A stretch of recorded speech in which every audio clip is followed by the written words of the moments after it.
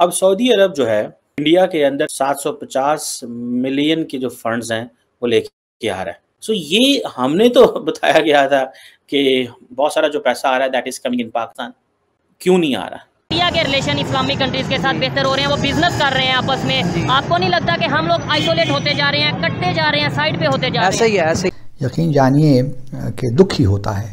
बात शरीफ तो यही कहते हैं कि ये मुश्किल दौर है।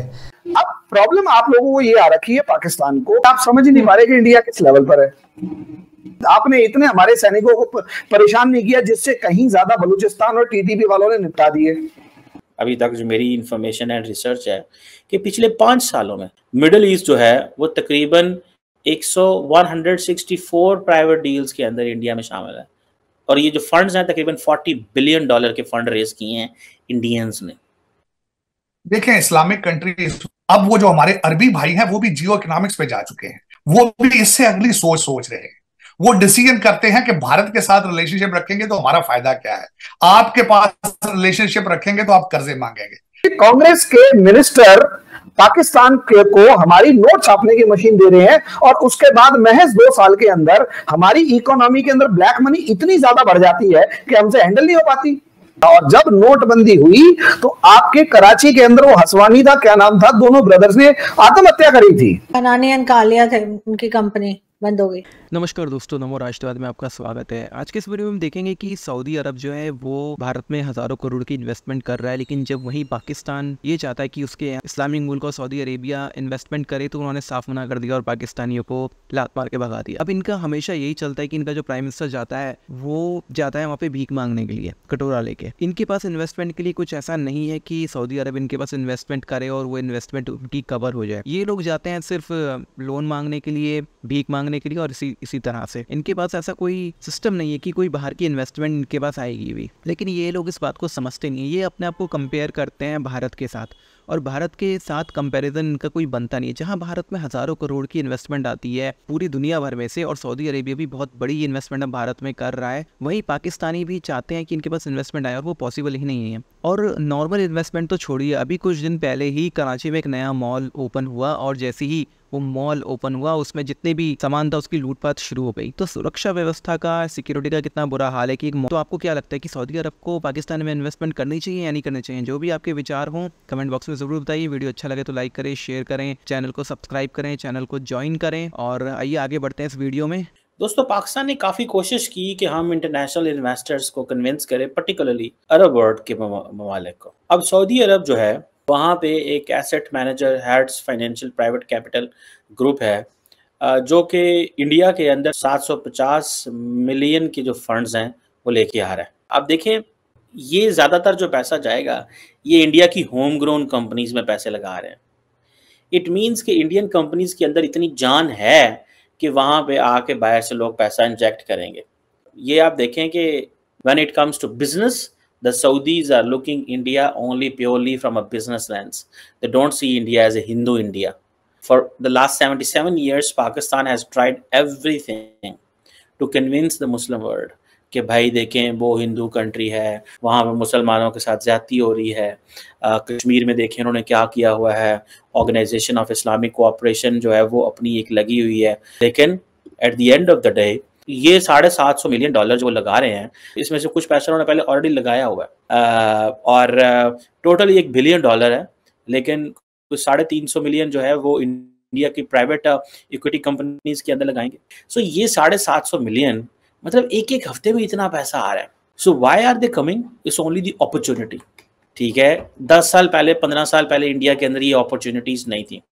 अब एक there is a full range of entrepreneurs, पूरी की पूरी कंपनीज हैं, मतलब बिल्डिंग्स खड़ी हो गई हैं टेक्नोलॉजी के हवाले से इंडिया के अंदर, और ये foreigners are calling this as home grown ecosystem, जो कंज्यूमर गुड्स में है और बहुत सारी और जगहों में अंदर है। आप देखें, अभी तक जो मेरी इंफॉर्मेशन एंड रिसर्च है कि पिछले 5 सालों में मिडिल ईस्ट जो है वो तकरीबन 164 प्राइवेट डील्स के अंदर इंडिया में शामिल है, और ये जो फंड्स हैं तकरीबन $40 बिलियन के फंड रेज किए हैं इंडियंस ने। So it's a lot of money. अब जितने भी मिडल ईस्टर्न फंड्स जो आ रहे हैं, सो ये हमने तो बताया गया था कि बहुत सारा जो पैसा आ रहा है that is coming in Pakistan, क्यों नहीं आ रहा? अब प्रॉब्लम आप लोगों को ये आ रखी है पाकिस्तान को कि जितना ज्यादा इंडिया से मुकाबला कर रहे हैं उतना ज्यादा अपने चक्कर में फंस रहे हैं। आपने इतने हमारे सैनिकों को परेशान नहीं किया जिससे कहीं ज्यादा बलूचिस्तान और टीटीपी वालों ने निपटा दिए। क्या पाकिस्तान ने 1971 से लेकर 2014 तक या 2016 तक कभी सोचा था कि इंडिया वाले घुस के मारेंगे और सीने पे हाथ रख के सीना तान के कहेंगे मारा जो उखाड़ना उखाड़ ले?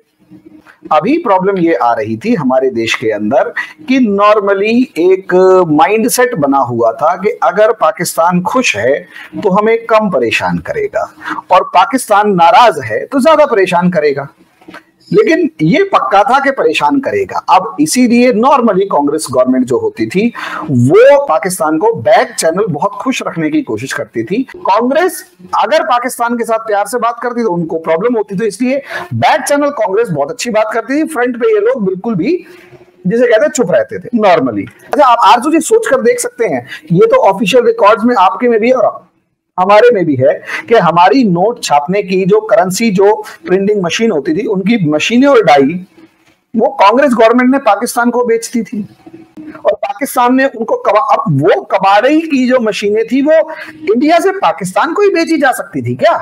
कांग्रेस के मिनिस्टर पाकिस्तान को हमारी नोट छापने की मशीन दे रहे हैं और उसके बाद महज 2 साल के अंदर हमारी इकोनॉमी के अंदर ब्लैक मनी इतनी ज्यादा बढ़ जाती है कि हमसे हैंडल नहीं हो पाती। ये कौन जिम्मेदार था? ये कांग्रेस जिम्मेदार थी। देखिए, डिजाइन देख के डाई बनाना बड़ा मुश्किल होता है और आपको ओरिजिनल डाई मिल जाए फिर। और जब नोटबंदी हुई तो आपके कराची के अंदर वो हसवानी था, क्या नाम था, दोनों ब्रदर्स ने आत्महत्या करी थी, वो इसी वजह से हुई थी। 17,000 करोड़ खानानी एंड कालिया थे, उनकी कंपनी बंद हो गई। वो जो कंपनी का ऑनर था वो अगले दिन क्यों सुसाइड कर रहा है? 17,000 करोड़ रुपए की करेंसी जो थी वो प्रिंट की हुई रखी थी और इंडिया में पेनिट्रेट करने वाली थी, 1 सेकंड के अंदर झटके से उखाड़ के फेंक दिया। यहां क्यों कांग्रेस को अब 10 साल तक होश नहीं आया कि करें क्या? क्योंकि इनका वो जो ब्लैक मनी का बिजनेस था वो खत्म हो गया। आप माने या ना माने, पाकिस्तान की इकोनॉमी का जो भट्टा बैठा है वो 2016 के बाद से शुरू हुआ है, क्योंकि पाकिस्तान एक पैरासाइट इकोनॉमी था इंडिया की इकोनॉमी के ऊपर, और उस पैरासाइट इकोनॉमी के अंदर असलियत में क्या किया गया, वहां पाकिस्तान को इंडियन करेंसी के बदले में जो है सर्कुलेशन में डॉलर्स मिल जाते थे अलग अलग इंटरनेशनल मार्केट में। और दूसरा, देखिए, वो जो पैरासाइट इकोनॉमी बनी हुई थी उसकी हो गई धज्जियां, उड़ा दी धज्जियां। तो पहली बार पाकिस्तान को ईमानदारी से पहली बार भारतीयों की सरकार मिली है जो असली भारत की ताकत के अकॉर्डिंग काम कर रहे हैं। तो दोस्तों, वीडियो आपने देख लिया और वीडियो देख के आपको समझ में आया होगा कि कितना ज़्यादा इंपॉर्टेंट था डिमोनेटाइजेशन। जिस तरह से 500 के 1000 के नोट बंद किए गए थे उसका कितना बड़ा फर्क पड़ा है इस देश में। किस तरह से जो फर्जी करेंसी थी, जाली नोट थे, वो किस तरह से पूरी इकोनॉमी से फ्लश आउट हो गए सिर्फ एक ही दिन में, कुछ ही घंटों में। आज भी इस देश में बहुत से ऐसे लोग हैं जो बोलेंगे कि नहीं इससे कोई फर्क नहीं पड़ा, पर ऐसा नहीं है। फर्क कितना बड़ा पड़ा है वो आप पाकिस्तान से पूछिए।